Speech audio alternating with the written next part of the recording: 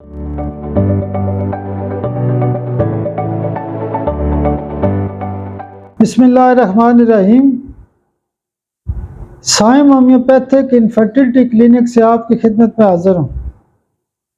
आज का जो टॉपिक है उसके अंदर मरीज़ की ये कैफियत होती है कि वो कहता है कि डॉक्टर साहब, मेरी जो इलामात हैं मुसलसल तब्दील होती रहती हैं। कभी मुझे ये होता है, कभी ये होता है, कभी मुझे सर्दी लगती है, कभी गर्मी लगती है, कभी बुखार होता है, कभी कब्ज़ होती है, कभी मोशन होते हैं।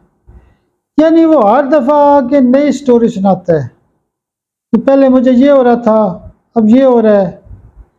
यानी उसकी इलामात तब्दील होती रहती हैं। जब भी हमारे पास ऐसा केस होता है, ऐसे केस आमतौर पे फंसे हुए केस होते हैं, वो ठीक ही नहीं हो रहते। कभी एक मसला खड़ा हो गया, कभी दूसरा मसला खड़ा हो गया। यानी मरीज़ बेचारा बड़ा परेशान होता है कि वो कहता है जी मेरे साथ पता नहीं क्या इशू है, इलामात मुसलसल तब्दील होती रहती हैं। तो इस कैफियत की एक ख़ास दवाई होती है कार्सिनोसन। कार्सिनोसन 200 पावर में महीने में एक डोज दें तो मज़े का रिजल्ट देती है। इसको बार बार रिपीट नहीं करना चाहिए।